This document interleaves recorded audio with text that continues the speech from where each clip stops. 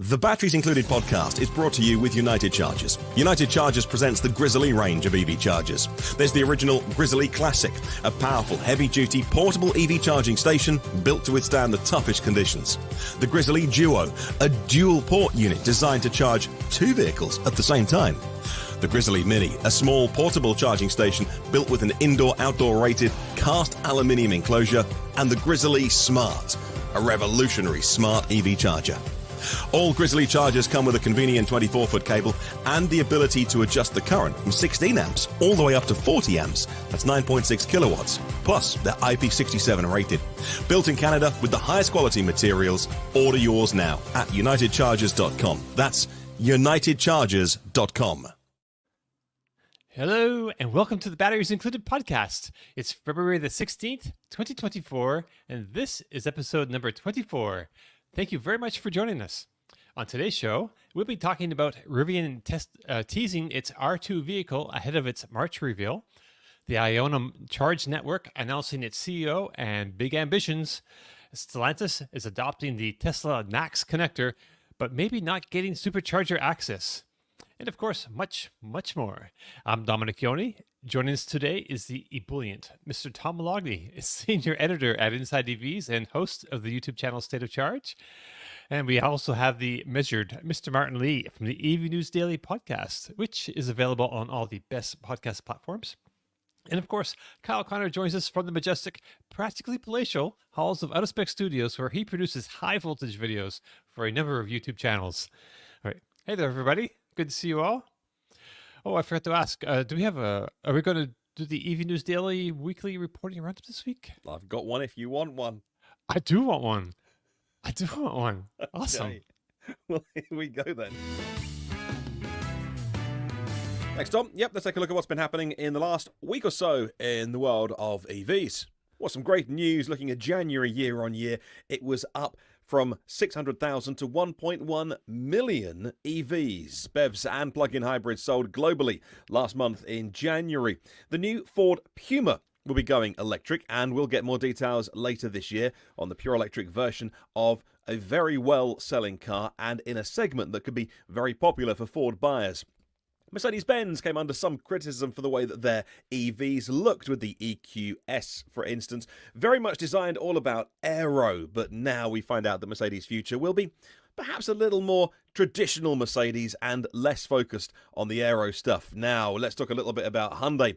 An electric report saying that the first Hyundai plant opening in the US will be done before the end of the year. That will give you access to the $7,500 federal tax credit. Super Bowl week, and if you didn't see the ad, the Dawn Project, which is, they say, about educating people to the dangers of Tesla full self-driving. Tesla fans say it's massively wrong and defamatory and that Elon Musk should unleash his hardcore legal team. Many wondering why they haven't done that, actually, if there was...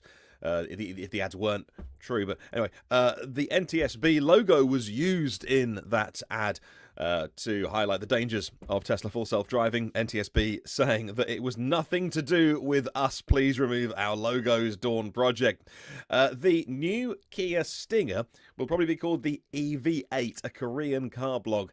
Found some data which tipped off what the next version of, with the Stinger is a fantastic car, could well be rebranded in their electric world. Now, Rivian, you may have heard this already, it's about a week old, this story, unveiled their smaller battery. So if you fancy saving about $10,000 on a smaller battery that'll do 270 miles of range, a good bit of news coming out of Rivian. Now, Electrify America opened up an indoor charging hub.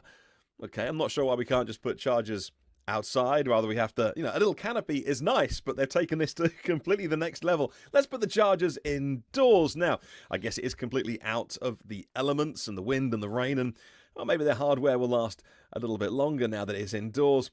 And a leak from the Rivian app showed what the NACS connector will look like from NACS to CCS, and unsurprisingly, the same as the Ford one. I mean, there's only so many ways that an adapter can look, but still, this data was taken from the app.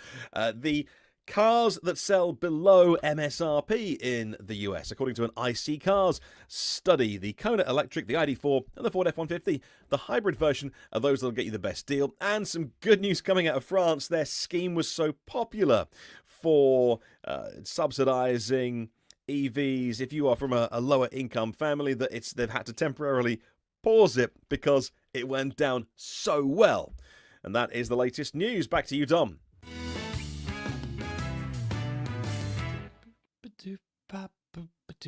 Yes. All right. All right. So I had a whole bunch of things laid out here on my list of stories and stuff, but Tom reminded me this morning that there's a big story that I didn't even include because whatever. So apparently there's been reports of the Cybertruck rusting, the Tesla Cybertruck, which just came out recently. It's got a, was it 303 stainless steel, rolled stainless steel body panels and things. Kyle, you've tested this vehicle out a lot, and Colton has gone down and tried different cleaners just to just see what works for cleaning this thing, because no one's really given any guidance on that. So what do you make of these reports? You know, Colton's really the expert. Perhaps it's worth even doing a midweek show with him on this. But I was talking to him last night, and he is very much aware, doing some final research, and also producing a full in-depth out-of-spec detailing video around the rusting / rail dust / fallout discoloration. You know, what was so wild is, well, actually, backing up, Tom and I were arguing ahead of the show. And Tom, why don't you share what you were telling me, and then we can work from there a little bit. So yeah, arguing was pushing it a little bit. We were discussing things. So, but like we always do. So, you know, I have a lot of experience with stainless steel, not the same stainless steel that Tesla's using, obviously, on the Cybertruck, but I owned a restaurant. My entire kitchen was stainless steel, and we would get surface rust from time to time if certain parts of the equipment wasn't cleaned properly, if it wasn't protected. You know, we had stainless steel cleaners and then protectants to put on to keep it nice and shiny and everything. And also, my uncle, I've talked about this on the show before, that I used to drive a DeLorean when I got my driver's license. Talk about being like, you know, crazy pampered. But anyway, I didn't own it. My uncle owned it. I had a rich uncle, and he was like, come over, you know, congratulations on your birthday. You just got your driver's license. Come over and get the DeLorean. Like, who gets that, you know? But, you know, I went from driving my Toyota Tercel, my 82 Toyota Tercel, nice. You know, that had like 80 horsepower, to the DeLorean, which really wasn't fast. The DeLoreans were not fast, but there was nothing cooler in 1985. In February of 1985, when I got my license, then pulling up to the 7-Eleven at 11 o'clock at night in a DeLorean. You know, you could pull up in a Ferrari or a Lamborghini next to me, and no one would give a damn about those cars. When those doors opened up and you climbed out of it, anyway. So DeLorean stainless steel, as you guys know, and even a DeLorean dealer, they were sold out of Volvo dealerships, told my uncle who bought it, like, this can rust if you don't take care of it properly, if you don't, you know, keep it clean, if you don't put protectants on or whatever. So it didn't surprise me that we're seeing this. What surprised me is we're seeing it so soon. And then that's when Kyle jumped in and said, wait a minute. This might not be the rust you're talking about, Tom. Okay, now take it away, Kyle. Well, the Cybertruck is a completely different blend of stainless steel than your kitchen appliance, with also some different properties to make it easier to manufacture and do what they need to do. And then also with some environmental rust proofing in there. But, you know, it is definitely not looking good for the Cybertruck stainless steel stuff. First of all, the panels on every truck look different. And so, like, each truck is unique.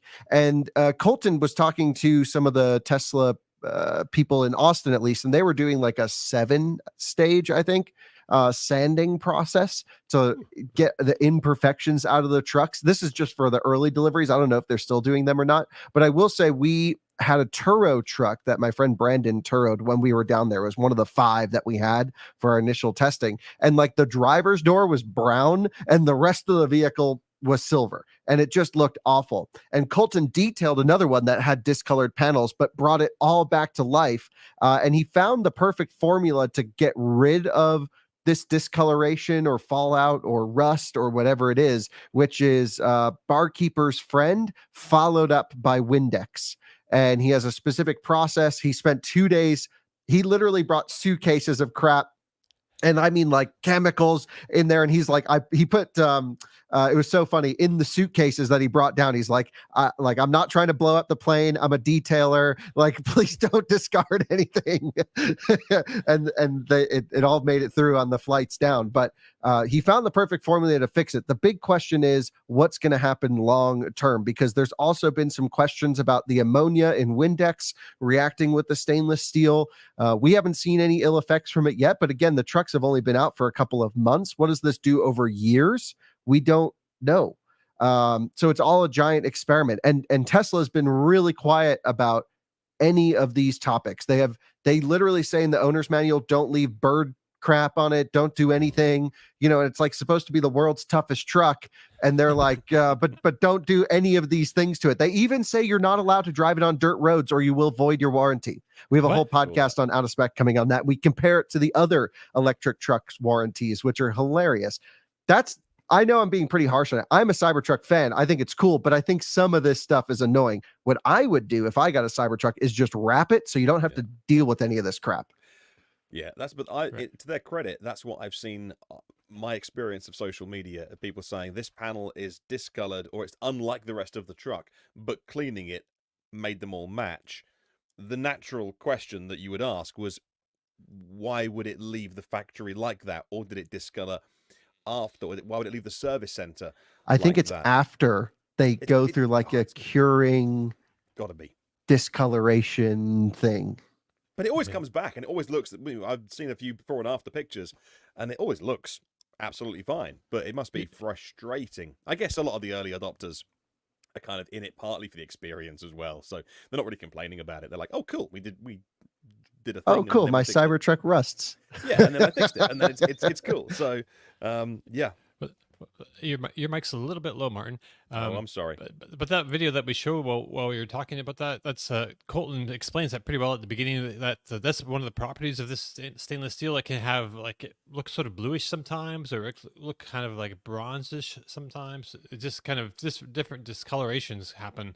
Yeah, that brown bronze, I think, is what everyone's referring to with the rusting comments, where it will just discolor. And it's we also noticed on Colton's truck that he detailed, there were environmental fallout spots that were unable to be removed, that were baked into the metal from ship. I mean, it never went on shipping. That's the thing. It was a truck that was delivered in Austin, built literally 5 miles down the road from the service center. And so, yeah, don't know what was going on, but watch Colton's video on the rusting topic. He'll know way more than we know. Right. Okay. All right. So have we beat that Cybertruck horse to death yet? Okay, let's move on.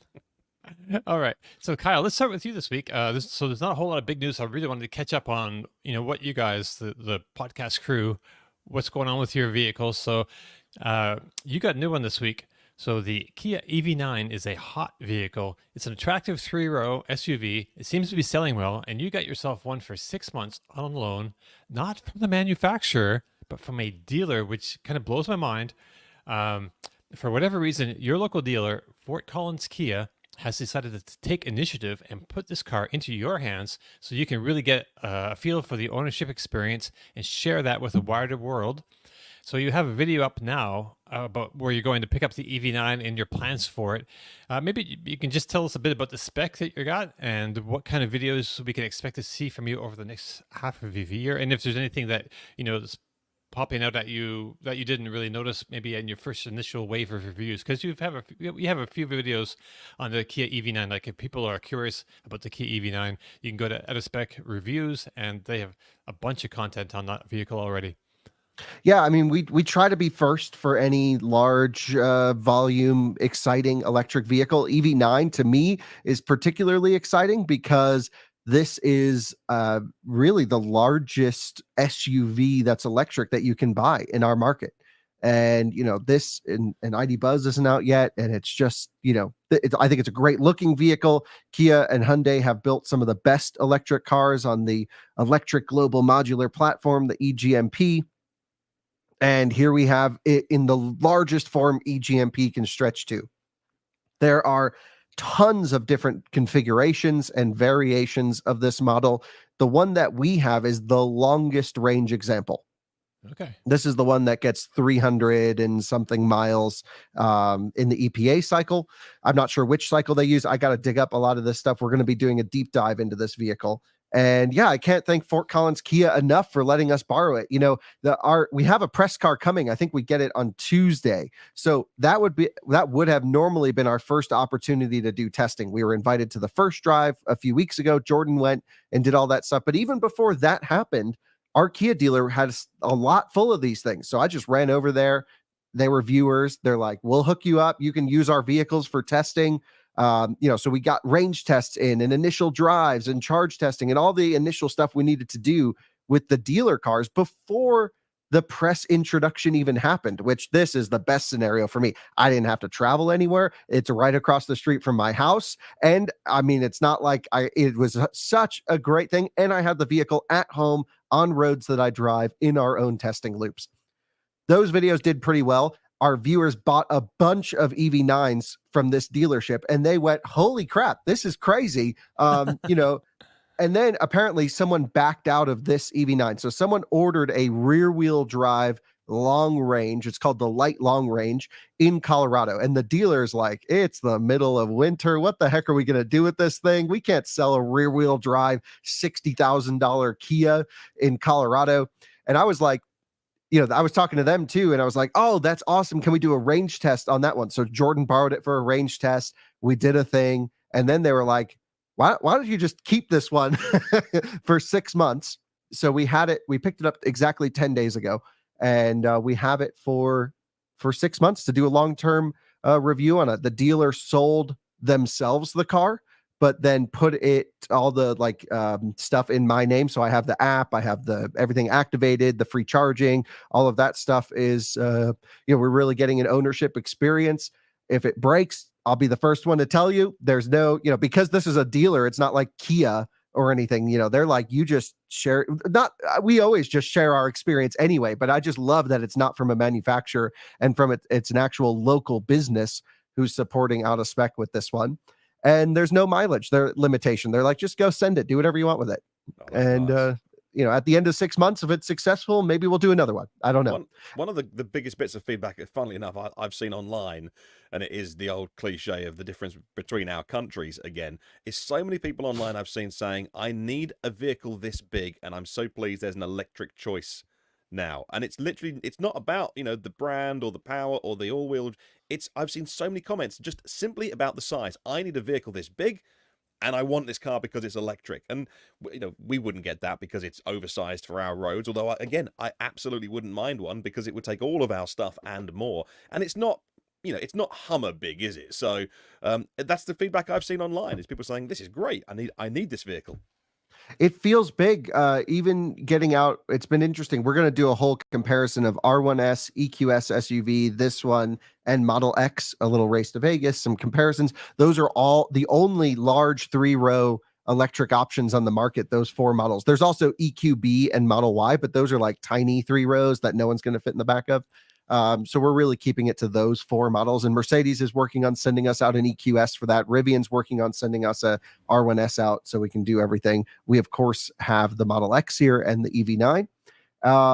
It's the right size. We could put the dogs in this. We could put extra people in it. It's got the roof vents. It's so wonderful. And I wouldn't spec the base spec, but you do get a lot as standard configuration. You get lane centering, automatic lane changes. It's got the push to talk, so I can hit a button in the front seat and talk to the 3rd row through like a PA system, which is pretty cool. I use that a ton. It's really fun.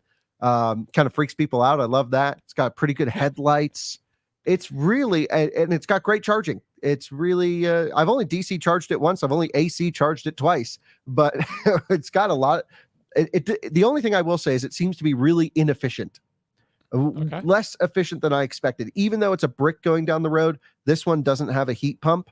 I think I would like to see the difference. I have one with a heat pump coming on Tuesday, like I mentioned, so I'll do the comparisons on that, which will be interesting. But yeah, overall, we're thrilled. We can't thank the local Kia dealer enough for supporting us, and let us know what you want us to do with it. All right, so you are amassing a number of unique EVs over there, Kyle, and you have one that hit a very special milestone this week. So your Coda, a car they stopped making over a dozen years ago, got its first license plate and highway drive. Okay, so the car has had its exterior paint, except for the roof, brought back to life by Colton, which people can check out on the Autospec detailing channel, which is pretty cool. And the interior has been detailed twice, I believe, and now is safe to sit in. So tell us, what was it like to drive at speed? And I'd also like to know if things like a range prediction, if it has changed since you've been cycling through the battery a bit. Well, yeah, so a lot to get into with the Coda, but for those who don't know, Coda is, if you want to just imagine a very boring car, this is what you'll think of. There's no distinctive features about it styling wise. It is like the most. Can I say something? Yes. I was reminded yesterday. It was styled by Pininfarina. No way. I don't know. It was. The High-Face Shaibao was styled by Pininfarina? I believe so, yes. Because it uses a Chinese body. And it was based on a Japanese car. I think it's a Mitsubishi or something. So, yeah, well, I mean, it's gone through a few iterations. The Mitsubishi was based on the High-Face Shaibao Chinese car. So its roots are Chinese, and everything in the car has Chinese letters all over it. Right. It's going to be just very much from China. Yes. So did Pininfarina style the changes? I'm not sure. It's been a while. I didn't dig into the details of it. I just saw that there, and I was reminded. Oh yeah, that's right. But I didn't actually which version of the car, because it made slight changes, because it was like the how do you say the Shaibao? The High-Face Shaibao. Yeah. High-Face Shaibao. Then it was a Miles Automotive electric before, which became Coda, because Miles was bringing in these vehicles, and it was bringing in a few other vehicles, like low speed vehicles. Right. And then it had this idea, and then I'm not sure what happened, but it had to create a whole new company to do the Coda thing. I mean, and then Coda was bought by Mullen after it went out of business, but then Mullen didn't do anything with it. No, that's not true. I just got a call from the president, one of the original founders of Mullen, last week. Okay. And asking me if I wanted to buy their entire remaining Coda stock of inventory, thousands of parts. I'm talking warehouses full of stuff. And like, wow. I was kind of like, yeah, and then we'll just give the parts away for free. But because they only wanted, like, I think I probably could pay $5,000, they'd give it all to me. I don't think they want it. Okay. So, and they have 11 brand new zero Codas. Oh wow. Zero mile Codas. Yeah. Wow. And that's something. Yeah, it's pretty cool. It's worth going over. And my friend Robert Dunn from Aging Wheels was just over there with another friend of mine doing some research on this project. And all three of us are thinking about going in on this, getting a storage place. If anyone knows of a storage place where we can store a bunch of crap and then just give it away to Coda owners for free to keep these cars on the road, that would be the goal. I don't want to make any money from it whatsoever. They're going to throw them out. And I think that would be a waste. Right. So, and they have 5,000 doors. Like they got like and 150 AC compressors and thousands of seats. I don't even know what motors, inverters, anything like that. They got 20 complete engine gearbox sets. Oh wow. Shoot. Yeah, they should give it to you for free, because you're saving them so much money in storage. Just taking it off their hands. I haven't negotiated with them. I think they would. They really want us to get it and then just to give it away. From a logistics standpoint, I don't have time to do it though. So if anyone watching wants to take on that project and we can pay for the shipping of everything and maybe some storage, let me know, because I don't want all that to get thrown away, because they can be used for conversions.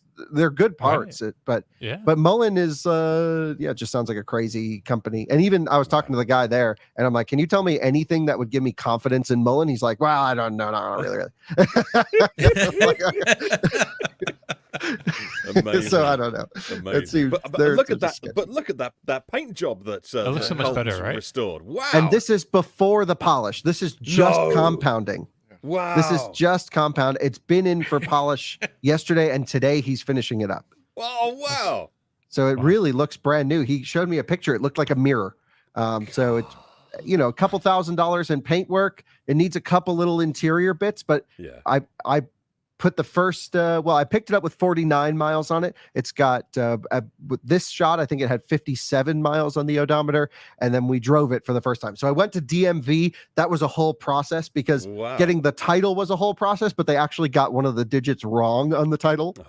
So we had to go through this whole thing with Colorado DMV. Took me a couple days of going back and forth.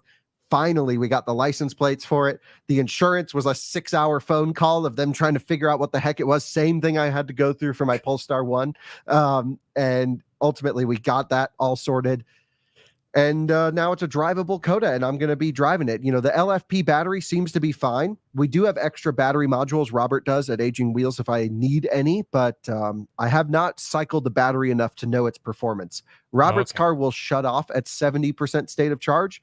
This one had the indication of a low battery come on around 60% state of charge. But it was only after a hard acceleration. So I was thinking maybe it was a voltage sag that set it off because I stayed on the throttle so long. It's got to have quirks that we need to figure out. But ultimately, we'll be driving it, doing a range test. But I just want to get 500 miles on it, really get everything broken in, and worn in, because everything after sitting for 10 years is just going to be gunked up.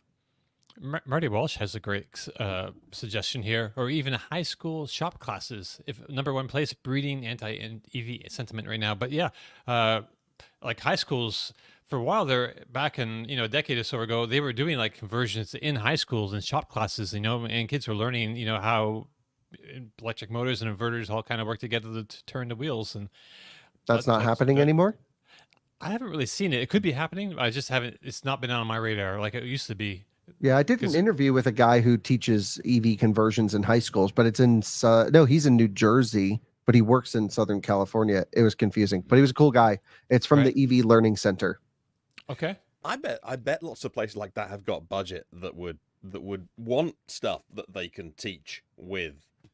Yeah, we shouldn't let the parts go to waste. We know enough people that have, some place where we can just dump all this stuff and then have someone go once a week or once a month and fulfill, just shipping orders to people who need stuff for their Coda. It doesn't need to be a big deal. Yeah, Mr. G, that's the guy who I'm thinking of. He teaches high school. He's a cool dude. I did a video with him. So anyway, the Coda drives. I took it down the highway. First drive, 12-year-old car, maxed it out, buried the needle at 85 miles an hour. Felt like you would imagine it felt, a little squirrely, but it was really, really great. So once it's done, I'm going to drive it for at least a couple weeks and just really get to know it. Right. Sweet. All right. So we should move along. I've got a bunch of things to chat about here. You also had a video out this week featuring Colton's 2023 Volkswagen ID4, and it finally has the ability to plug and charge on Electrify America, at least. Which is basically what it sounds like. You plug it in and it starts charging, and it starts billing you automatically, as it should. Of course, the ID4 comes, I think, with 3 years of free 30-minute sessions, so you don't really get billed anyway. So there's that. I don't know if you really want to mention anything about this, but I saw it on your channel, and so people with 2023s at least can enable this on their app now, basically. Yeah, it seems pretty simple. You have to do two enabling things. The first is any 2023 that has software 3.1, I think. You go into the Electrify America app, and then under plans, you select your ID4. That will already be set up because if you're getting the free charging, that's how it's all hooked up. And then all you do is hit activate plug and charge. It already knows your VIN because it knows your free charging plan. And then in the car, you go to charging settings, and there's a plug and charge that needs to be enabled. And I got to tell you, it worked great on the first try. Colton's, I think, since been back, and it worked amazing as well. So why this launched 3 years after start of production on a Volkswagen plug-in charging on a Volkswagen charging network, I will never understand. They say it's hard. They say it's difficult. Ford did it 2 years ago with the Mach-E on Volkswagen's charging network. So this is just stupid. But I'm glad it's finally there. It's so needed because I can't tell you how many times I see, especially older people who buy ID4s, which I was actually just talking to our Volkswagen dealer. They said almost everyone buying ID4s are 60 plus. And not saying that 60 is old. I'm just saying that that it's an older generation, 70s buying these cars, and they don't know how to use the apps. They don't know how to use the software in the car, and they get to chargers, and the Volkswagen dealers getting calls every day. How do I charge this damn thing? So I think this is really going to solve a lot of problems. Right. Quick question, Kyle. Is it 23 and newer only? How about the the original ones? And the crazy thing, just like you mentioned, when the ID4 launched, the Volkswagen people tell me it'll be plug and charge enabled by the end of this year. And it just kept getting kicked down the road. It's amazing. And like Kyle also mentioned, Mach-E launched with it. I think the first plug-in charge on a Mach-E on Electrify America, video of it at least, back when, because I had really early access. It wasn't actually me. It was John Volker had super early access to a Mach-E because he was doing like the Car of the Year award stuff, and he drove over to my house, and I was able to do the plug-in charge. And I'm like, wow, it works. So you say it's hard. That's bullshit. I'm sorry. If Ford can have it work on Volkswagen's network on their car at launch, then why did it take Volkswagen so long? And then the second thing, Kyle, how about billing? Have they been able to sort that out at all? Do you still pay like let's say you have the Electrify America plus account where you're paying $8 a month and you pay a reduced rate. If you use the plug-in charge, do you still get the reduced rate? Because to date, I haven't seen any car be able to do that. You always pay the full rate when you use plug-in charge. So with Volkswagen, because it comes with free charging, the answer is when you use the Volkswagen plan, and it starts with whatever you initiate with, you get 30 minutes at no cost, and then it bills, at least at my station, 58 cents per kilowatt hour after that, which is crazy. So you're not getting the discount. Yeah. So but I can't imagine most ID4 owners have a Pass Plus. I think it's only if they then have another car, because what I see most people do is they just unplug and replug in and get another 30 minutes for free. Exactly. Yeah, but I mean, I'm not just talking about Volkswagen with Ford, this issue. It's an issue. Yeah, with Taycan too. And the vehicles that have plug-in charge, they don't. You get billed the higher rate. They don't link it to your Electrify America Price Plus account. But with Taycan, at least for model year 25, the new ones come with 1 year free charging. Yeah. But the old ones still have 3 years. I don't think they've burned out of their free charging yet. The first ones that launched, it's been out for 3 years, hasn't it? Just about now, I think. But the first getting ones don't close, have plug and charge. Yeah, it's only you're right. It was launched after start of production. But this is an issue that people should know, and I keep threatening to make a video on it, but I keep forgetting. You really should. Like the title of the video is, this is what you never do with your EV, and that's enable plug-in charge if you don't have a free charging plan, because you're going to pay extra if you have an E8 plan. And I just don't know why they can't fix this. The only one it affects, I think, is Ford, because they give you like a couple 100 kilowatt hours, or maybe just 100 kilowatt hours, and then it's like, do you want to pay 25% more, or will you just swipe in an app? And here's the thing, for people like you and me and probably most of our viewers, swiping in an app is not that much of an inconvenience. And in fact, it's like kind of nice to know, like, okay, I know this charger's available and I'll swipe, whatever. But for the majority of the older population and even some new people who don't do any research, plug-in charge is so needed. It is the make or break. I get you, but if I told people, look, when you go to a gas station, you could pay 25% less if you downloaded an app.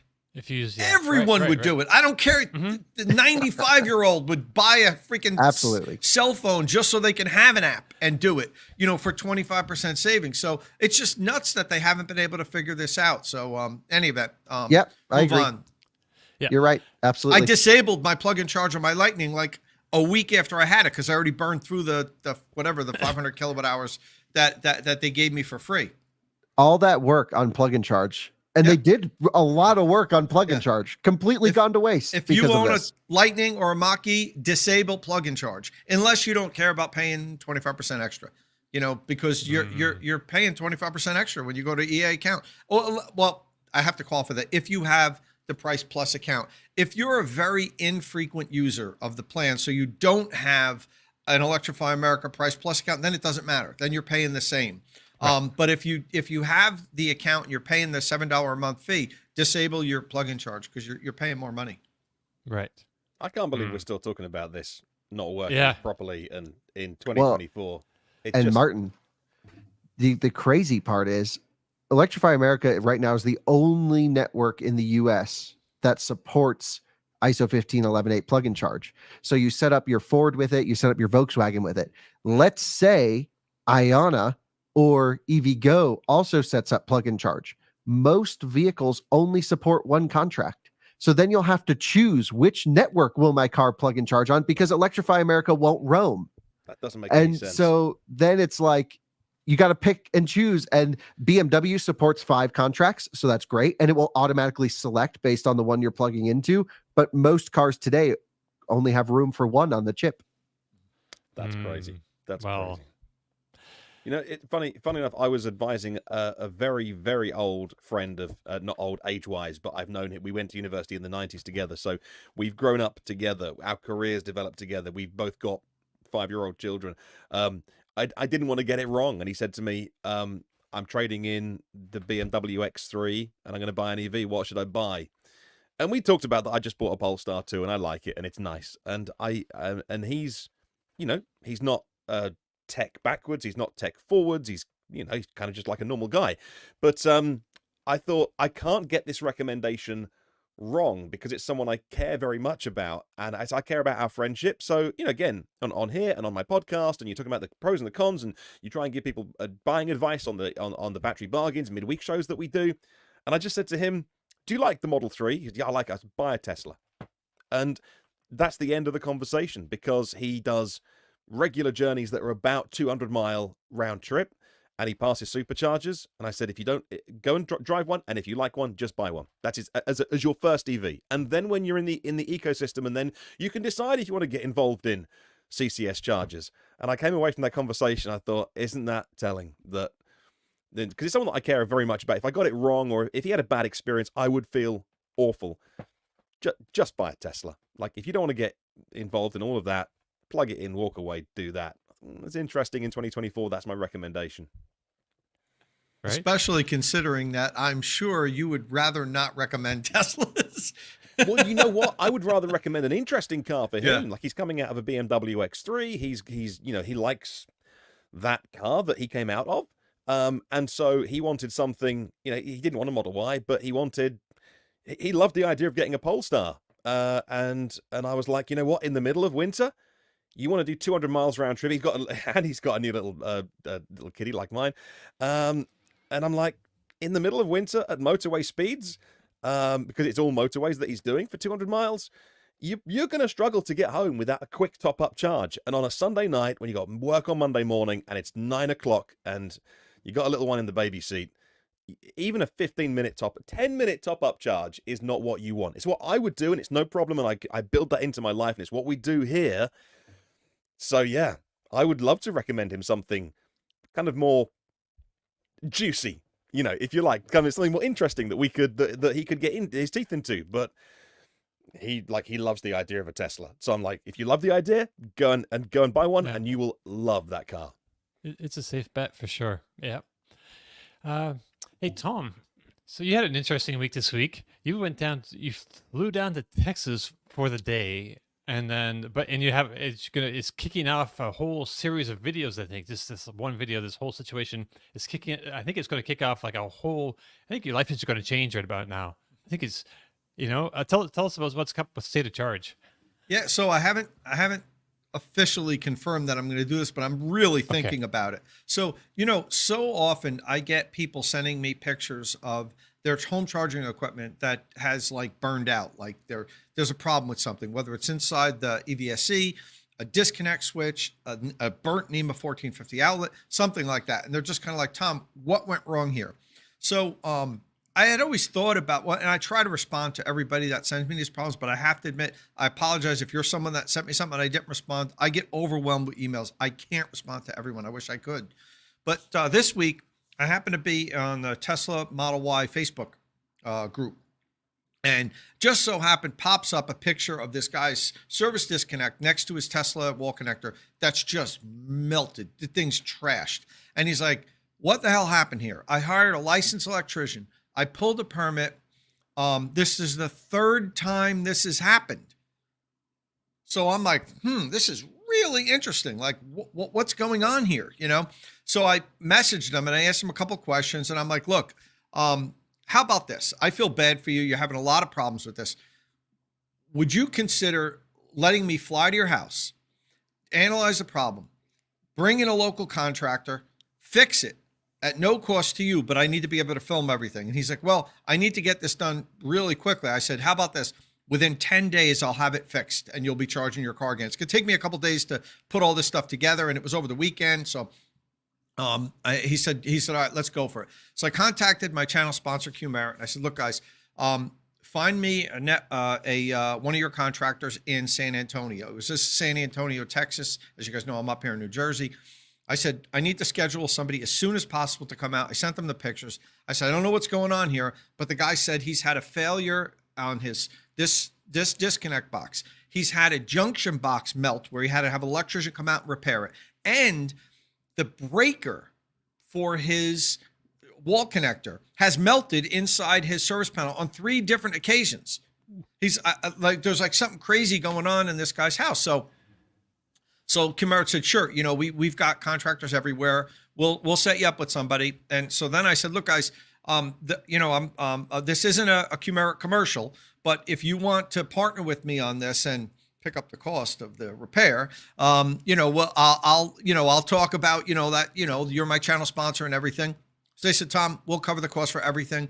Fly out there, meet us there on Monday morning, and we're going to send one of our master electricians that is in California, or the Q Merit network, because he's good on camera. And I've worked with this guy before, Matt Trout. He's the one that did the install of my Ford house backup power system. So, and he kind of deals with when someone in the Q Merit network has a real interesting issue, he's the one that goes out and analyzes it and does it. So he goes, well, send Matt out. You guys could talk about what went wrong here. So we did that, flew out, met him there. We walked around the house. We found a whole bunch of problems. And don't forget, this was all a licensed electrician. It was permitted. It was inspected. It's all to code, yet it still failed. Why is that? Well, it's basically the things that I say over and over again. EV charging is different. The code needs to catch up to EV charging. The components that are used in regular electric appliances today cannot deal with the duty cycle that electric vehicle charging places on it. And the outlets are failing. The disconnects are failing. Here's the service disconnect. I actually have it here from the guy's house. See this? That tab's supposed to pull out to disconnect, okay? And it's completely melted, as you can see. This service disconnect, while it's to code and is allowed to be on a 50 amp circuit, cannot handle electric vehicle charging equipment. It's meant for an air conditioner.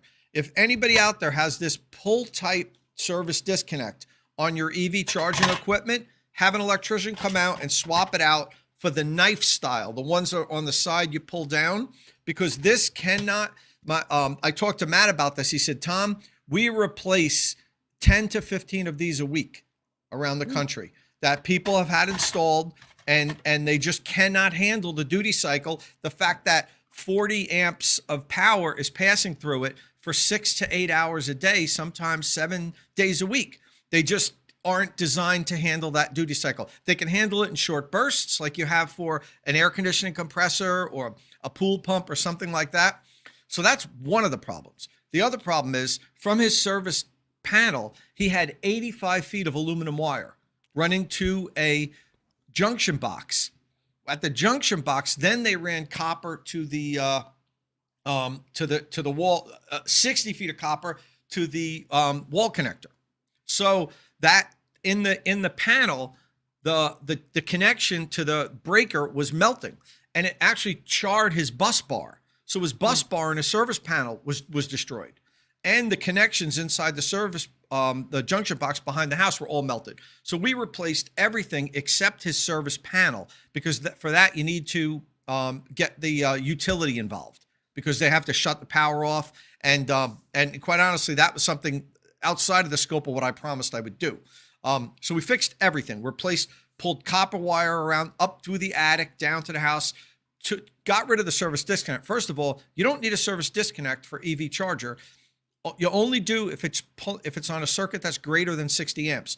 Tesla wall connectors are on 60 amp or circuits because they pull 48 amps. So you don't need a service disconnect for it. So it was an appendage that was unnecessary, and it just added another point of failure. So we eliminated that, hardwired the copper right to the back of a brand new wall connector we gave him. Even though the other one was fine, we didn't want to take a chance. So we pulled 80 feet of cable through his thing down into his garage, gave him a new wall connector, put new breakers on the panel, relocated them away from the area on his bus bar that's all charred, which is still charred. But we promised him, if you want us to come back and just replace the bus bar in your existing Eaton panel, we'll do that. We'll get you the bus bar for free and change that. But if you want a whole new service panel at this point, we'll do that also. But it will be at your cost, because that's a big job. Anyway, we got him up and running. He was charging his Tesla Model Y. I have a full video coming out on that in probably over the weekend. I just need to do some final editing. And this whole thing gave me, kind of like an epiphany. I was like, as I'm flying to San Antonio, I'm like, I could do this like regularly. Like, if people that have these crazy problems that can't figure them out, that like, I'm not just going to be if somebody burns a NEMA 1450 outlet, but this guy had like a real series of issues that he's had 3 different electricians to his house, licensed electricians, that just put Band-Aids on it and left. You know what I mean? So I'm going to probably, ask my followers to say, look, send me your difficult problems. If you're having really trouble with your electric vehicle charging equipment, if you're melting breakers, if there's some kind of issues going on, and there's a lot of issues out there. I just haven't come up with a good catchy name for this series yet. So you could also send me some suggestions for the series. I like the guy that would fix the house. The guy's name was Holmes, and it was Homes on Homes in Canada, which was really cool. So I think I'm going to add this, maybe a monthly trip I'll do, and I'll fly and I'll fix someone's problems and come back to Jersey and get them up and charging. Tom, you have cracked the YouTube code. This is how you break YouTube. Also, by the way, we haven't talked about it yet, but I was hoping you could come out for the installation of our DC chargers, because we got some crazy stuff we're doing at the office. And we just got our X-Charge unit delivered this morning, which is the battery buffered bi-directional thing we're going to power everything with. So I'd love to. We'll talk afterwards, but we'll see if we can swing that out. That'd be great for you to do a thing on that.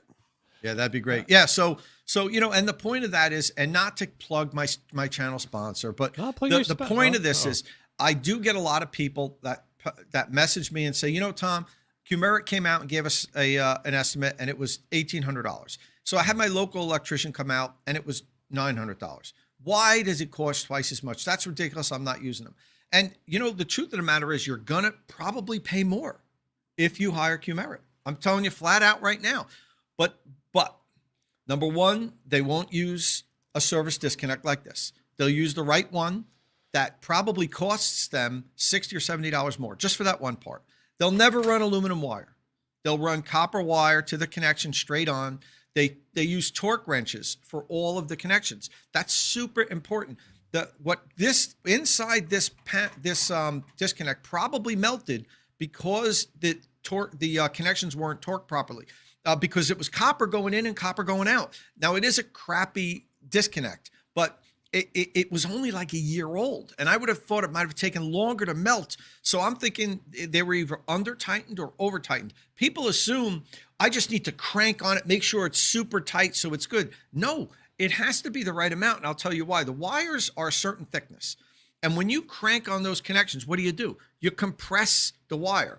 If it's not tight enough, it's not good. But if you over tighten it, what you do is you compress that wire.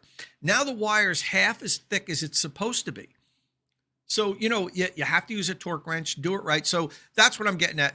Are you going to pay a little more if you get Qmerit? You probably will. But you can probably rest assured that everything is done right and you don't have this kind of problem. Now, that's your call. I recommend them. I don't tell people you have to use this. If you're going to use another electrical contractor, grill them on their experience with electric vehicle charging equipment. Talk to them about what type of disconnects you're going to use, if they're going to use a disconnect. What type of wire are you going to use? Are you going to run THHN? And you can't run 6-gauge Romex for a Tesla wall connector. So many people do. chances are you won't have a problem with that. That's kind of like a real code nitpicking thing, but it's against code. You need to run THHN in any event. So that's what I did. And I'm kind of excited about this. I think it's going to be a fun video series, flying around and fixing people's problems and getting them charging their cars again. So your first video might come out this weekend? Yeah, this weekend it'll be done. Awesome. We'll keep an eye out for that. Past week, you have another video out on your station, on your channel that's not about the plugging in cars, but just you went out to Lucid in Arizona a couple weeks ago, and so you have a video up this week going over some of the features of the Lucid Gravity, which is the big 3-row SUV that's coming out later this year. It kind of starts in price where the EV9 ends, basically, with the Kia EV9 ends. So right. So what do you think are some of the top features that you think buyers will appreciate, like in this car? So, as far as feature wise, I didn't get to go in that deep of a dive because it's still a prototype. But, high level stuff, what I really like about it is for usability and utility, the front loading of the frunk and the rear hatch is incredibly low. And, I talk about that a lot with my Lightning. I love how the frunk has a low loading height. The frunk is so low on the Lucid because it's not a pickup truck that you can just sit on it. It's like, seat height. And they talk about, what did they call it? Frunk gating. Peter Rawlinson said, I think it was frunking. What's that? Was it frunking or frunk gating? I forget. Maybe it was frunking. Yeah. Anyway, like, when you go to a tailgate, you could sit on your front, and it's really perfect height. You don't have to jump up, even, if you're not that tall. So, and the rear loading height is really low also. So, those are, usability things that I think sometimes people overlook, but then when you have the vehicle, it's so much easier.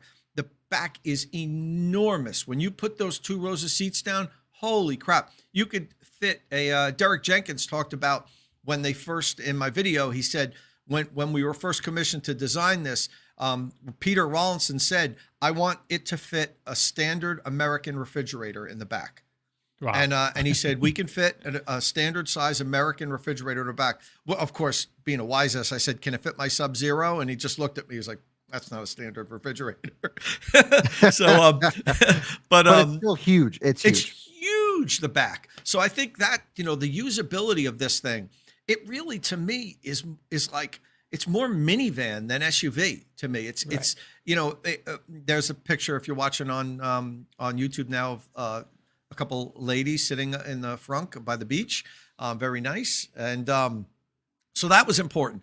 The egress and is really easy because it's kind of lower than a typical SUV. Like I said, it reminded me as much as a minivan, more than an SUV. It almost needs the figure to have like a sliding door on the side rather than the rear doors. But it has the functionality, I think, of a minivan. I think that's what I think really stood out to me. It's enormous. It's cavernous. Super comfortable. I like if you're watching on YouTube now, you could see a person sitting in the driver's seat. I like the horizontal screen, and it's fixed. It doesn't slide in like the Airs does, which is kind of a little, almost like a parlor trick to me. Right. That thing, and the fixed screen is fine. There's plenty of storage space. The screen also, the driver's display is one giant display. In the Air, it's broken up into 3 sections, but in this, you can have one whole big display like movie playing or something, or they have these like relaxation settings where you could set it on if you're charging your car. And there's a couple different ones like, water and forest and everything. And it was really, I mean, I don't know if I'd use that, but like, it looks cool. Right. And they have the square steering wheel. We talked a lot. I talked with what's his name? David Flint, who's the head of UX. And he's in the video too. I interviewed David Flint, Jenny Ha, who's exterior design, and Derek Jenkins. I have like 7 or 8 minute interviews with each one of them and doing walk-arounds with all 3 of them, just to talk about, design. Like Derek really went into sort of like efficiency through design. more than Jenny did. Jenny talked really more about styling, but then Derek really talked about how like they're proud of the shape, that it doesn't just look nice, but that it's incredibly efficient. And that was the whole thing. You know, this thing's going to supposedly get over 440 miles of driving range with a battery that's roughly the size of the Airs, maybe within a couple kilowatt hours of the size of the Airs. And for a big full-size 7-seat SUV to go more than 440 miles with a battery that's say under 120 kilowatt hours, that's a pretty amazing accomplishment. You're talking 4.5 to 4.6 miles per kilowatt hour as an EPA range rating, not probably not on a real world driving, but that's nuts efficient wise. Yeah, so insane.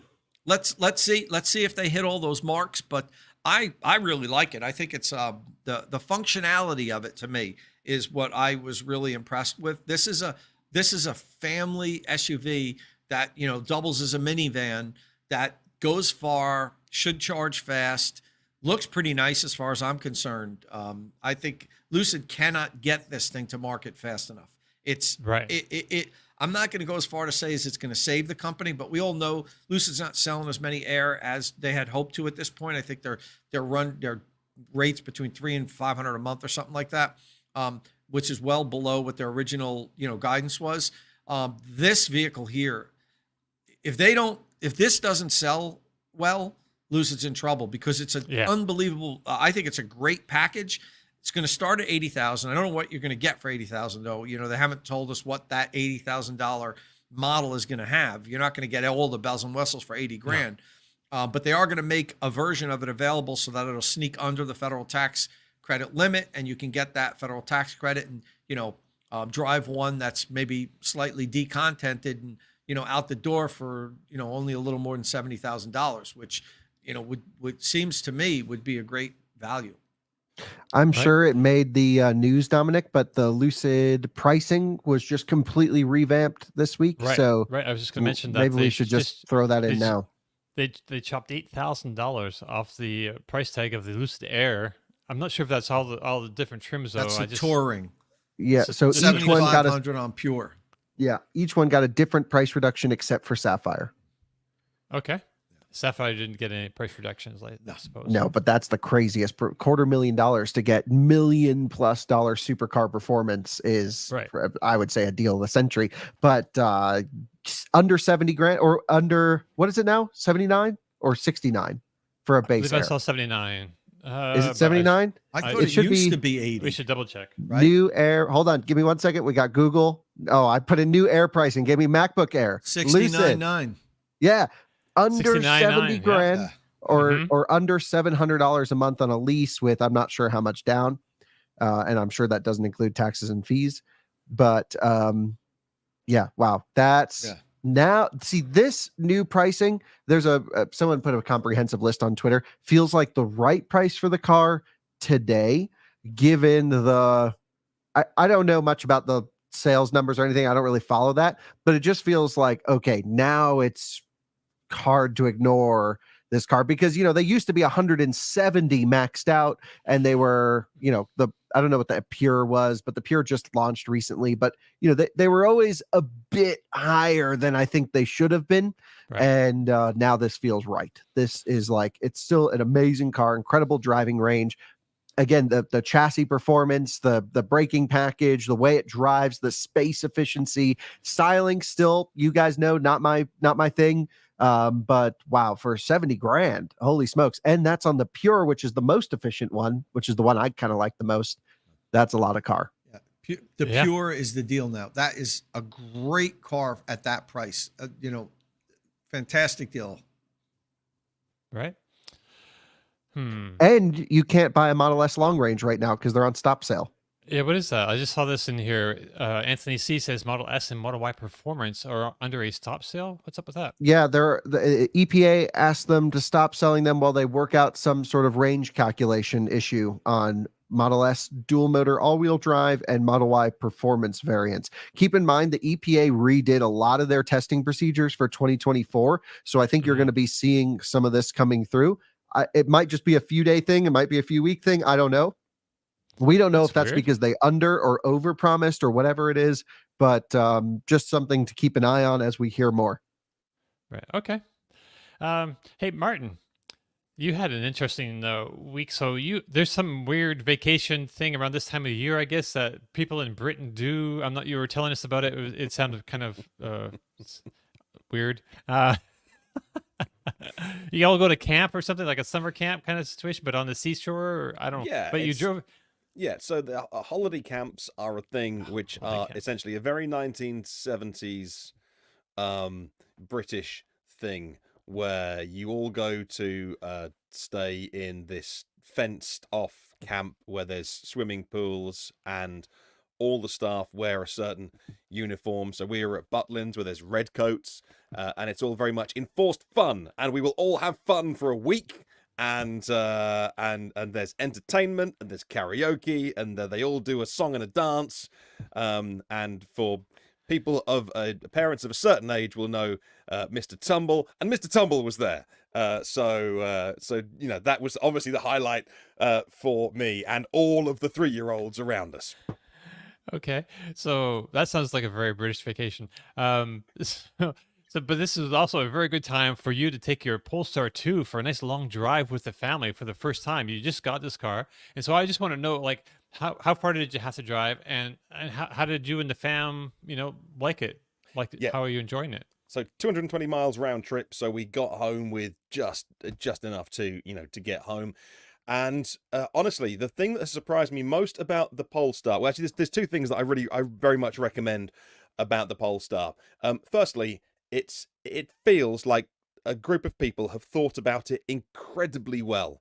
And from the small details, so whether it's the little Polestar light that shines on the panoramic roof for no particular reason, just because it does, to all the different textures they've used on the door cards, to the way the buttons feel. A lot of it's all Volvo stuff anyway, but just the design of the car, the longer that I'm living with the Polestar, it just seems like a group of people that cared about it were given the time and money to do stuff that doesn't necessarily need to be on the car. They could have probably got Polestars out quicker had they cut some corners or not been so thoughtful about it, raided the Volvo parts bin a little bit more, and they didn't do that. And it's very much the opposite of the Tesla way, which is how can we rationalize and become more efficient? And that, of course, leads through to their engineering, because their efficiency is next level, and the Polestar isn't. It's very, very thirsty, like the Volvos. And so, it's a compromise platform, but I wanted that. I wanted something that was very analogous to a petrol, vehicle with the bonnet and the,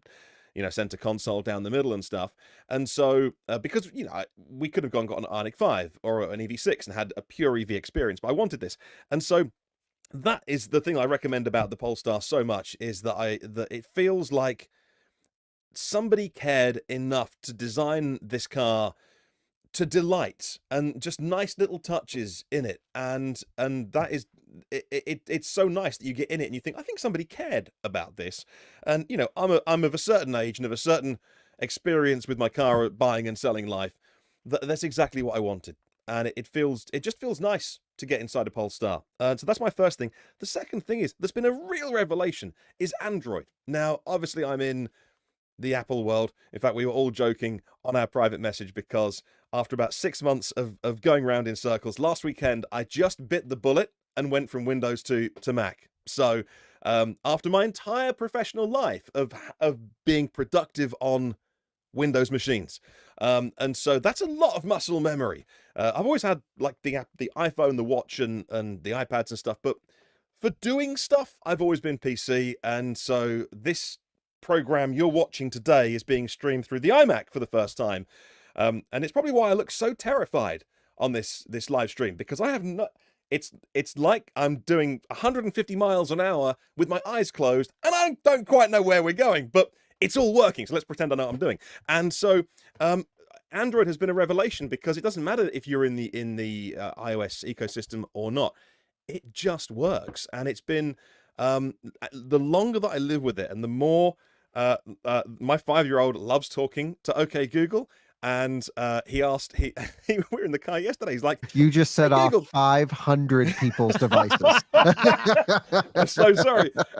He's like, "Hey G, how many days until my birthday?" And like just chatting away to it, and that's mind blowing that 5-year-olds are growing up into a world where they're not scared of technology, and it's very, very native to them. But still, it is absolutely seamless. It's wonderfully integrated with the vehicle.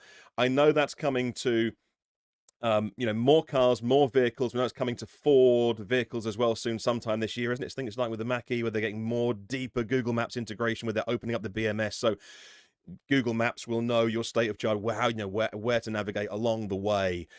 And so, it is very much as close to a Tesla experience as I think you can get without owning a Tesla, in terms of that integration with the charging network and all those kind of things. And it all feels like it's been very well done. And I'm not the biggest fan of Google products, because I think the minute you become a fan of one, they probably kill it off and send it to the Google graveyard. So I tend to stay a lot with Apple. I don't mind paying for stuff if I'm not going to be advertised to, and I don't mind paying that little bit of a premium. It's important to me. But honestly, I think Google and Android have absolutely nailed it with this. That's been a revelation to me, Dom. Sweet. All right. So we do, if you don't know, we do a series on early in the week called Battery Bargains, where we choose, new or used cars for people who write in. And like Polestar 2, we have an expert on our staff now. We can talk about that car, and that's really great. Every time I get into a Polestar 2, I mean, I own a Polestar as well, but I have a soft spot for the Polestar 2. Especially the performance pack ones with the crazy suspension and braking package and the gold seat belts. And, I don't know if I mentioned it on a podcast or not, but we were looking at a house on top of a mountain here, and there was an amazing road getting up there. It's like a 12-mile, basically full-on racetrack hill climb. And I had a Polestar 2 on as a service loader, because my car was in for service, and it was a full spec performance pack with the new performance software as well. And I was like, wow, this is great, and was just sending it up and down this road. And it was so stable, it was so nice. The cabin's small, but I kind of like that, like this cockpit vibe. Everything has a lot of weight to it. The buttons feel good. The infotainment system had great on-route preconditioning and route planning and everything I needed it to do. The car looks great. It's solid. And then right after that, I rented a front-wheel drive one. This was recently in the middle of a snowstorm in Germany. And even that was amazing. And it had 0 options. I'm like, man, the car on paper does not show well. But when you drive it, like Martyn said, there is some soul and character to this one. Yeah, Okay. I like the I've had the OBD dongle and car scanner plugged into it, and whenever I've navigated to a charger, the preconditioning's worked well. It just jumps to 150 and kind of sits there for as long as it can. It's had obviously updates. The over-the-air updates come, I think it's not like a Tesla cadence, but it's reasonably good. The connectivity is great. I see Nick in the comments, because Nick said that he got it for a steal, and that's because Nick is my friend who Hey, Nick. you've seen Hey, on previous shows, because I went up there to collect it from him, because he found me the cheapest one in the UK from auctions, because he buys and sells cars. That's his job. So and has a great YouTube channel called EV Nick. So yeah, I did get it for a steal as well. And also I must mention as well, it's engineered, as Kyle says, engineered really nicely, just even down to the engineering of the brake pedal and the regen. And I only noticed it, because I only had the car a month, when we left last week for our holiday at 100%, because I haven't been charging it to 100%, haven't needed to. And I got to the end of my road and let off the accelerator, and one pedal driving was the same. And that calibration, and it just blended in the brakes. There's no regen, obviously, because the brakes, and you could see on the display that, there was. Yeah, it shows you when it's using friction brakes. No other car overlays that little orange line So good. to indicate what it's doing. It's like, great nerd stuff. Awesome. Yeah, and I loved it. And But like, it was it's seamless. It was really good. Yeah, so good. Yeah, and it's not technically impressive, but it's like kind of great in many ways. So I think Right. if they come out with a Gen 2 Polestar 2 with all the new stuff, that would be the car. Yeah. Well, this is year for Polestar 3 coming out. I mean, it's a different thing, but It can be it's like the expensive. next step. Yeah, it Yeah. is pricey. But my wife is so impressed with how seamless the car works, because you think about our EV history, with Zoe's and the MG, and we've never owned and run a Tesla for a year, much to, I think, her pain points, because it would have been easy for her. She's now said, well, can we buy an EX30? because so it's all the same. She absolutely wants an EX30 for her car this year because it just, for her, she walks up to the car. Obviously, she's got her key, got 2 hard keys, and she uses a hard key, not the phone app. And the seat moves, ready for her, and all those little touches make her enjoy it as well. And so I was surprised. We were driving past the Volvo dealership this week, and she said, "Oh, I had an advert for EX30 crop up on my Facebook feed. Can we buy one?" And I'm like, "Well, there you go. Facebook advertising." Are they already on sale there? The subscription ones, I think, are being delivered pretty soon, and it's not cheap. It's like £800 or £900 a month for the subscription ones. And that is all. But that includes insurance. Everything. I think it's everything. It might not include insurance, but it's everything else in. It's not the cheapest way to do it, but I think they're about to start delivering their subscription EX30s. Yeah. The other thing I just should clarify, Tesla does apparently show this regen blend with the new apply brakes when regeneration is limited. I don't use that feature, so I didn't know that because I like to know. I like my car. I'll use the brake pedal. I want to know where the limits are. But for most people, that makes a lot of sense. It does, yeah. Yeah. So sorry for not knowing that. But at least we got it in the episode. We're corrected. I'm corrected. So really quick update on my car. I about almost a year ago, I bought a Tesla Model 3 rear-wheel drive, and a few things have gone wrong with it. A few things were wrong with it when I got it, and I didn't notice it until I get home. So I just put out a video this week, just go over those things. It's not a whole. I'm going to do a whole first year of ownership kind of thing where I put all the numbers out there coming up pretty soon. But this is just going over like my PCS, the power conversion system for AC charging is partially failed. Like a little ding, paint chips, chipping the rear glass. I've got a slow leak, which is, a car thing. I messed up my door card on the a slow leak in your tire or in your coolant? In the tire, or a slow leak in the front passenger side tire. I have a nail in it. I can see the nail, but it's super slow. It's the slowest leak ever. It's kind of great. Well, just do a manual patch then. Yeah, I was thinking about doing it myself, but I think I want to get the tires rotated as well, so I might take it to a tire place. I'm just not sure which tire place to go to yet because some of them don't have the best reputation. So I Discount Tire, if you got one near you, they're great. Okay. Not sponsored yet. Not sponsored yet. Okay, thank you for that. All right, and I also have that mystery clink that we've spoken about on the back, which sometimes I can hear it, sometimes I can't. So I put my phone underneath the car and it got in and drove away, and I'm pretty sure I can hear it. So I think I'm gonna go do a bit of more of a deep dive just to solve what it is. That sound. I could be just slop in the differential or something, but yeah, my rear wheel drive did the same thing. My performance does it too. Right. So I think a lot of people like buying a used Tesla. They might hear that and really want to know what's going on. So I want to see if I can get a real handle on what that sound is exactly, But anyway, so that's just what's going on with my car. And let's talk about some news. Oh, if I may, I've just remembered actually. So my mum and stepdad have an MG5, and it had to go into the body shop because they scraped the door. And the policy of the body shop is to give you an EV if your EV goes in there for some paint work. And they gave them for 2 or 3, maybe it's 4 days over last weekend, Friday to Monday, a Model Y Performance, which is obviously very different to an MG5. It is. Firstly, they're both in their 70s and detested it because they got in and the windows were misted up. And my stepdad was like, well, how... No one showed me how to. They dropped the car off. They gave him the card and then left again in the way that you do with courtesy vehicles. And he's like, "Well, I can't go anywhere. I can't see out the windscreen."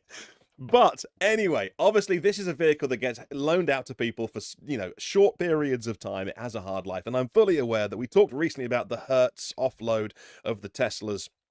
And not just Teslas, but Hertz offloading some of their EVs. And we were kind of going, well, maybe that's a good deal, less than 20 grand for a Model 3. Let me tell you, there's nothing so sad in life than getting into... so I thought, well, I better go check out the life of a Model Y performance vehicle that's been out on this kind of thing. And I would not ever recommend buying a vehicle that's had that kind of life. Not just because all 4 corners were just wrecked. But all Model Y performance wheels are wrecked.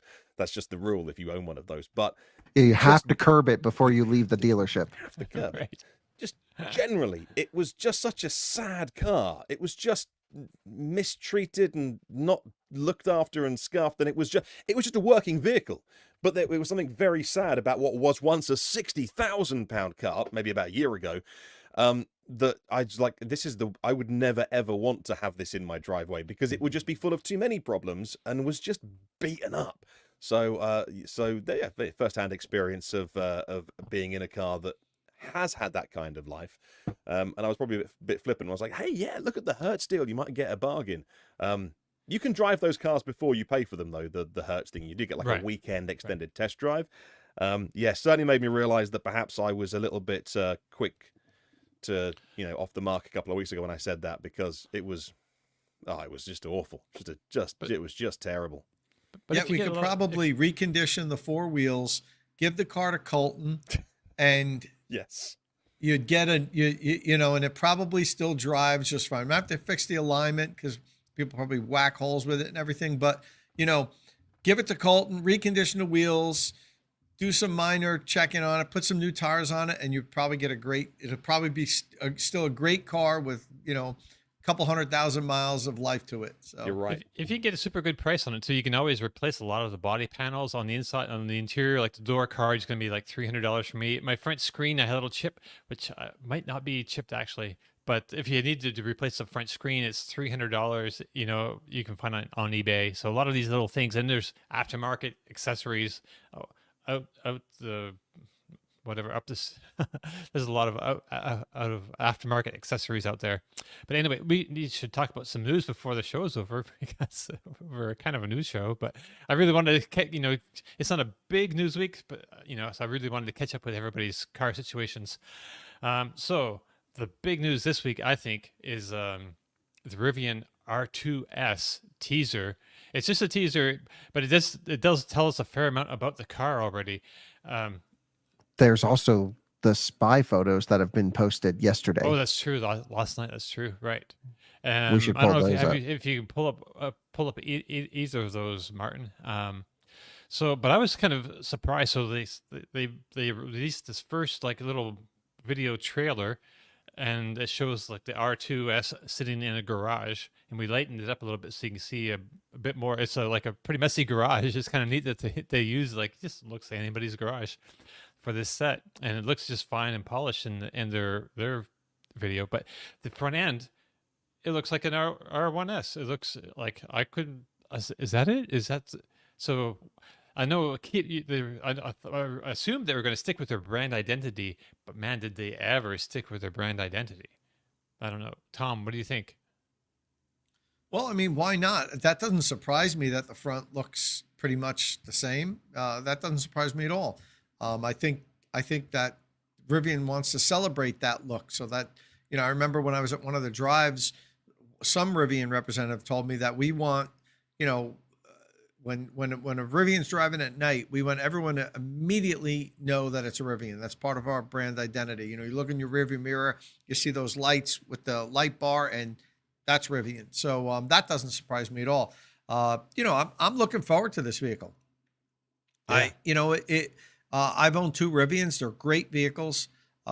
This seems like it's significantly smaller, and it will have, should cost significantly less. And that's really the biggest problem, that if you want to say Rivian has a problem that's holding them back, more sales, it's the cost. They're very expensive vehicles. A lot of people can't afford them. That said, they're actually selling pretty well right now. I see them all over the place.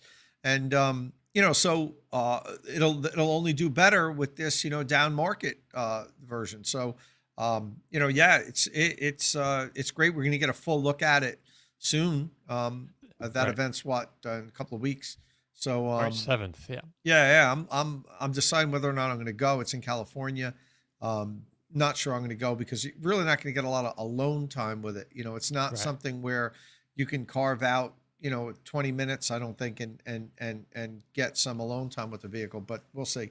In any event, I think it looks great. And I think this is this is the natural progression for Rivian to go down market to a more affordable vehicle.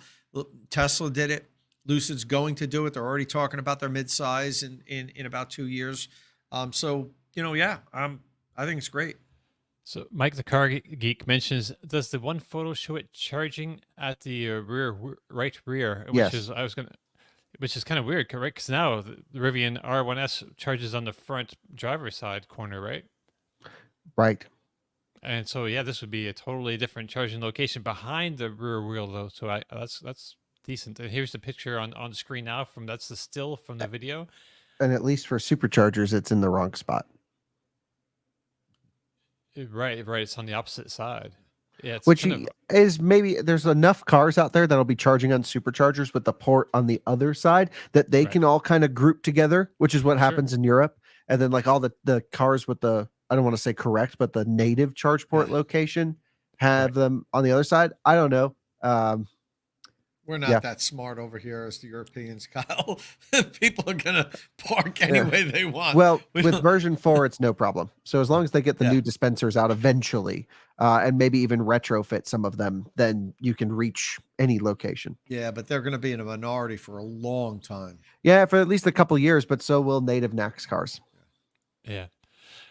So speaking of native NACS, the other big news that happened since this week happened just after the podcast we finished last week. The new DC charge network, Ionna, which is backed by BMW, General Motors, Honda, Hyundai, Kia, Mercedes-Benz, and Stellantis, came out and announced its CEO, who is Seth Cutler, formerly of EV Connect, and before that, he was at Electrify America during its initial startup phase. So this Ionna network also announced that it intends to deploy a minimum of 30,000 chargers in the US and Canada by 2030. So that's a serious number of chargers. For comparison, Tesla has about 22,000 or so pedestals in the US right now. And of course, that's still growing. So it's still early days yet, but the chargers are supposed to start going into the ground this year. So we're going to try to try to have somebody come on the show and tell us about their plans a bit. But Kyle, have you heard anything out there that gives you hope that this will work out well, or the opposite? We produced a podcast on Out of Spec podcast about this, and right afterwards, and I would say basically everything we said in that podcast still stands. 7 automakers with 7 different viewpoints, all crammed into one room with different ideas. It's gonna be complicated. The one thing I think I'm at least way more positive to hear about is how many people messaged me privately or posted that Seth, the CEO, is the right guy for this. He apparently is super sharp, really gets it. Huge focus on reliability, may have led to why he left Electrify America. I don't know this to be true, but really passionate about providing a good charging experience. That sounds, I've never spoken to it. Maybe I have in the past, but I not in recent about this. I haven't spoken to him. My understanding is they're kind of in like a media dark period at the moment, but within a few months, maybe we'll hear some more things from them. We've been in communication with the team there, just kind of preparing for what can we do with the launch and how can we, share some of the stories. It's a long shot. It could be really, great or really poor. Of course, this is similar to the Ionity network in Europe, but it's not identical, and it's going to be run. Just slightly different groups. There's some of the overlap, but there's some that aren't. Yeah, and it's going to be run, I think, pretty differently than Ionity is run, is my understanding. So. Mm-hmm. And really, we haven't seen their hardware selection. We can guess, and I think you'll probably be guessing what I'm guessing. But look, they know what they have to do. We've seen the failures of public charging across every provider. We've seen even Tesla recently having issues at superchargers more frequently than others. I don't know if people are just reporting on it more, or if I brought 2 different cars to the supercharger in the last month, and I was not able to charge either of those vehicles. It was my e-Golf and my EV9. Now, whether it's a conformity to the standard issue like my e-Golf, or if it's the EV9 having interoperability problems charging and communicating, I believe an open charging network needs to support every vehicle, every major vehicle. And the fact that like Hyundai, Kia, Genesis stuff still's buggy on superchargers is crazy to me. We've been dealing with this for over a year. And in Europe as well, Bjorn just had an issue charging EV9 on a supercharger there. I had the same issue with our EV9 the other day. But what's weird is 2 weeks earlier than that, I charged perfectly fine on Magic Dock. So something bricked in the process on the same software on the car. I don't understand what's going on there. So I got to dig into that a little bit more. This is the most important thing to happen to charging in the US. And it's so important that it works. And if it doesn't, it will push back EV adoption for years to come. Right. I mean, man, it's just going to double. So by 2030, I imagine that Tesla will have the same kind of 30,000-ish kind of number of chargers out there, and mirrored by another, equally huge network. And I don't know what's going to happen with Electrify America or EVgo. They got to compete. They got to get that reliability up. And we don't know what's going to happen with Ionna either. If they could, if they used a whole lot of different suppliers for their cabinets, maybe they could run into some issues as well. I kind of like to see them, stick with one, like an Alpatronic or something that's, really solid, or Kempower or something. But I don't know. We'll have to see. Along those same lines, which you showing us first, Martyn? They're just hiring big. I mean, there's money behind them, and they're hiring some big jobs. Head of HR, charging lab techs, charging technology lead. I mean, that's just a huge.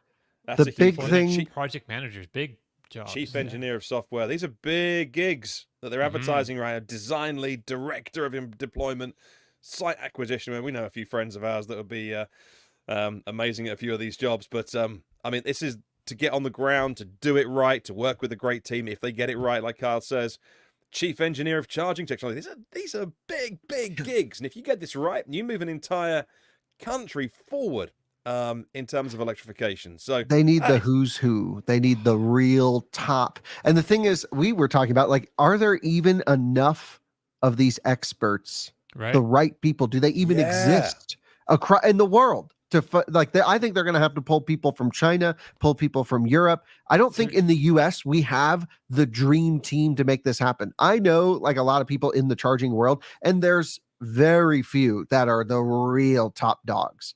And, then a lot of them are starting their own companies or doing their own thing anyway. So this is going to be it's all about the people, and the hiring process is the most important thing here, because my understanding is this is a joint venture of all of the groups. This is going to be run like its own company. Right. So it's not like BMW is going to be arguing with Honda every day about what they should do. This is going to take on their way. And so they really need solid people in here. Yeah. All right. They're looking for general need to move counsel. along because we just got a couple things we need to talk about before the show ends. But also in the news this week, Stellantis has announced it's adopting the Tesla NACS standard. So Stellantis is one of the partners in that Ionna situation. However, the press release mentions nothing about the Supercharger network. So it may be that Dodge, Chrysler, Fiat, and Alfa Romeo vehicles won't have access to that. Tom, have you heard anything about that? No, not really. And it's, would seem amazing to me if that long term is the case. I mean, it could be possible that they just haven't solidified the deal with Tesla yet, and that they just want to announce, so it didn't seem like, they might have been tired of hearing Stellantis is the only company that hasn't agreed to transition to NACS. And they could be the fact that they just haven't solidified the deal with Tesla. I know some of the other companies that weren't, say, the earliest companies that announced they were going to transition had told me that, oh yeah, it's a done deal. It's going to take us another month or so to iron out all the details with Tesla. So they could be in that stage. I can't imagine.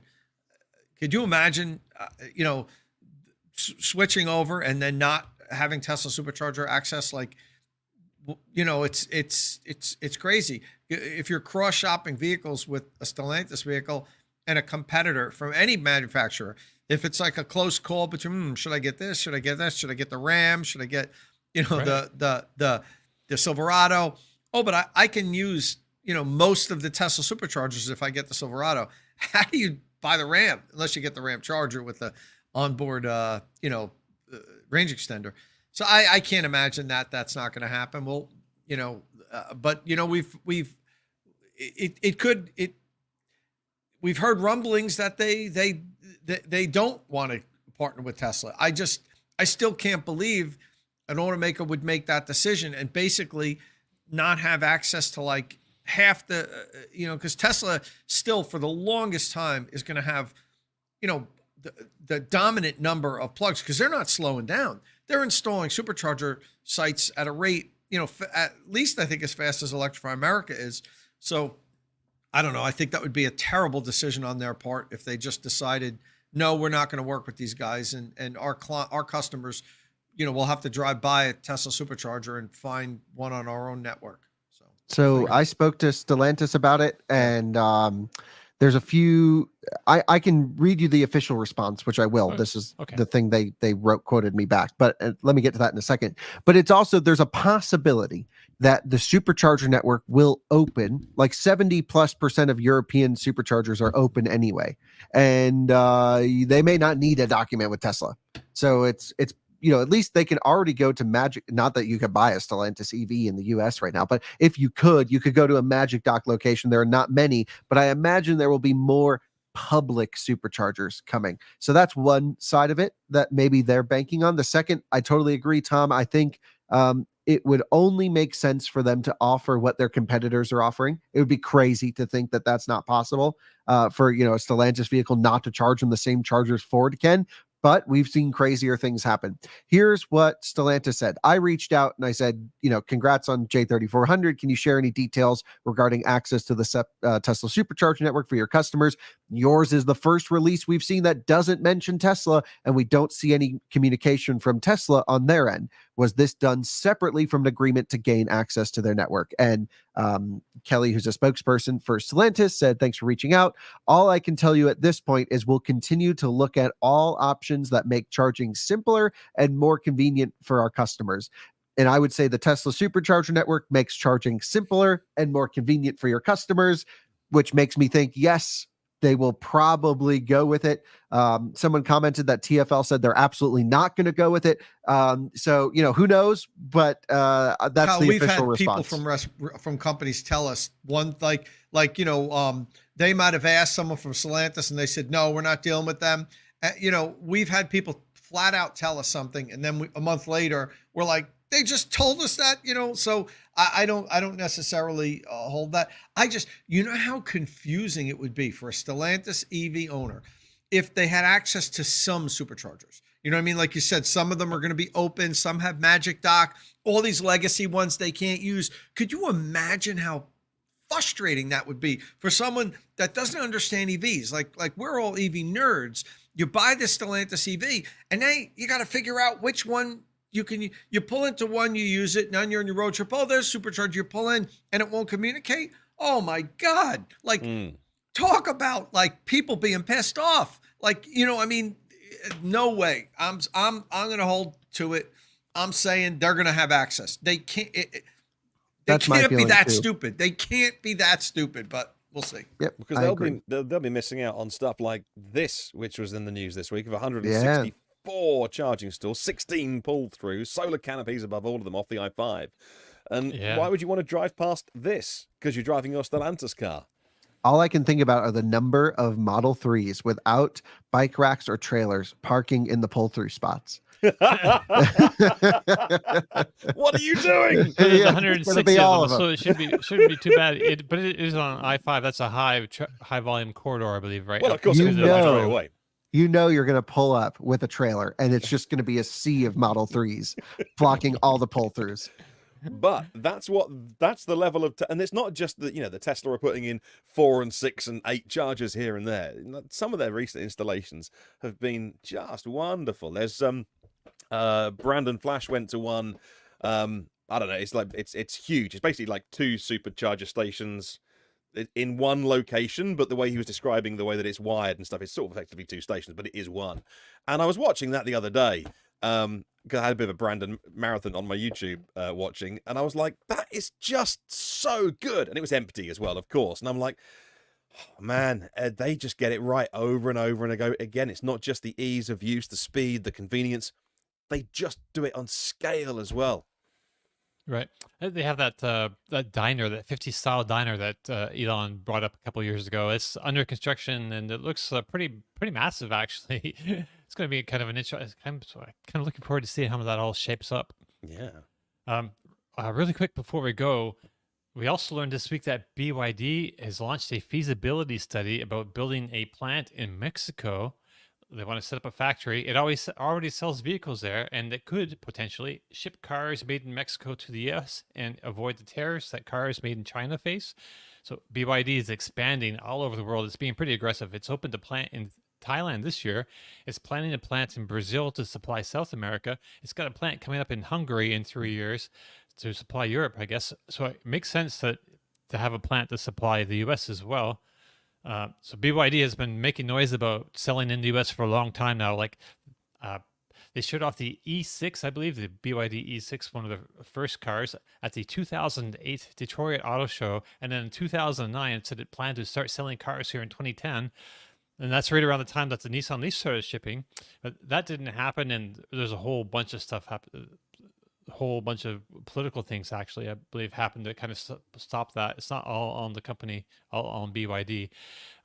So the company switched its focus in the US to electric buses, which it now makes here.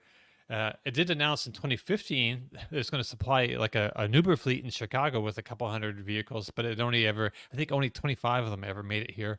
So I've been kind of skeptical about BYD in the past. Just the E6, its original product, wasn't to me that impressive. Oh, Francie's chiming in saying she's on her way to Mexico right now, which is already awesome. Dispatched to do a special podcast about this story. She's on her way.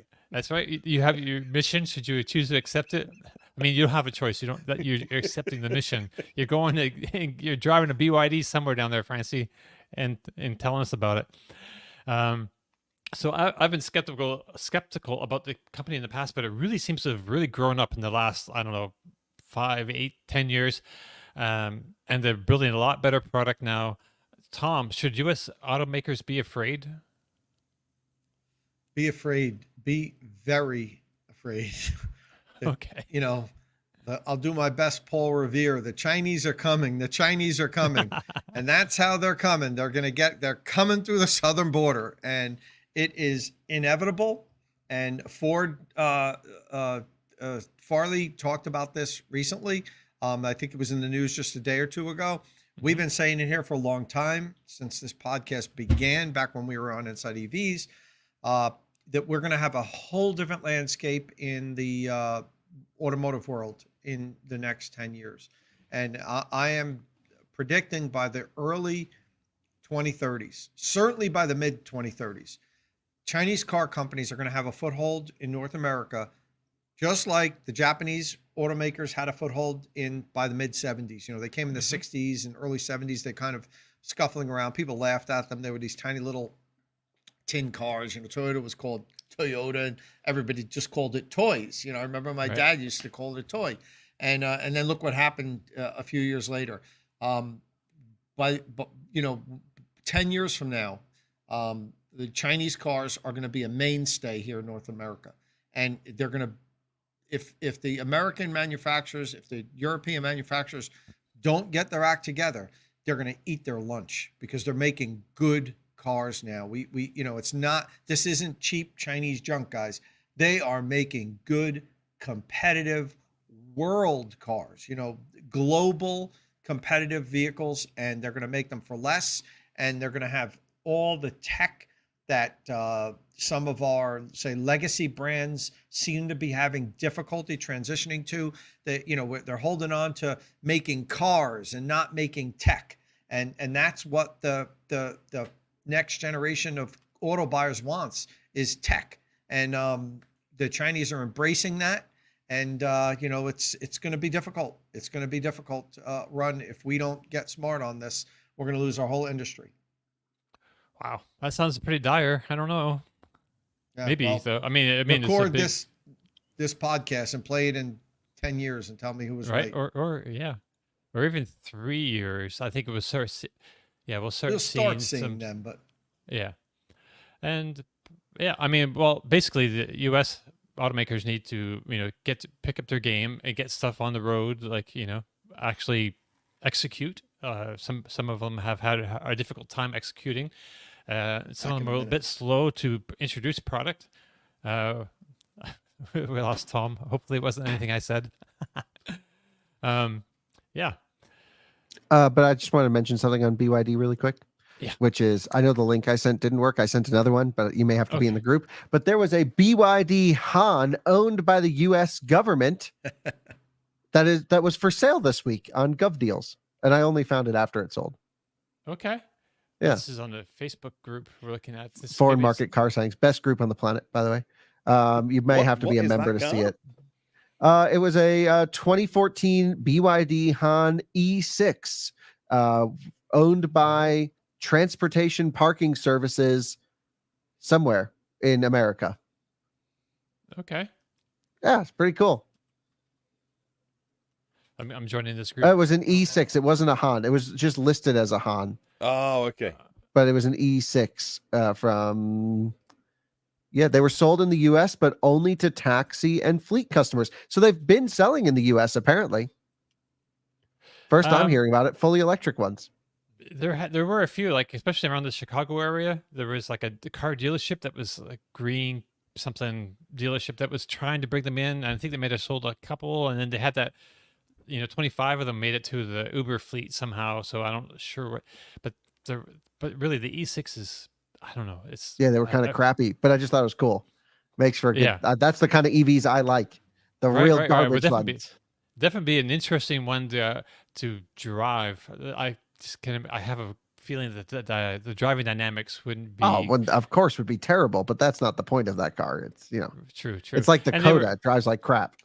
But there were taxis in China, and those taxis take a lot of abuse. So yeah, that's what was here. I suspect look at this 8-year-old article from John. Yeah, right. That's right. But so they sold a few here in the U.S. And then of course they make a ton of buses and heavy equipment here in the U.S. So we have BYD products already. Yeah. Right. Wow. All right. Well, let's see what else. Oh, I should mention also that Chrysler released its Halcyon concept vehicle this week that didn't have. I don't know what even they're doing over there, but I like talking about concept. Personally, I know you guys don't like concept cars that much. I do, but this one just I like the look of it, but I don't really understand how they're going to incorporate any of that design language into their vehicles or. The technology things. They did the most interesting thing on this vehicle, I should say, was the lithium sulfur battery. So, which I wasn't aware of this, but Stellantis invested in a company last year called Lyten, Lyten, that's actually working on lithium sulfur batteries. So that's why it made it into this concept. I don't know if it's an actual physical. I highly doubt there's a sulfur lithium battery in this concept power. It made it into the words about this concept, is what you're saying. Right. I think that's about as far as it got. I don't. Well, that's real engineering, Dominic. That's great. I know. We don't know that to be true. We shouldn't trash that. It might actually have the battery. I shouldn't say that. I don't know if they have working cells that they can put in and make a pack out of, though. I don't think they're at that stage yet. But anyway, we should probably call it a show. We're over an hour and a half, a little bit. So that was great. Great time spending time with y'all this morning. So if you have any questions or comments, please leave them below or get in touch with us on the social media platform of your choice.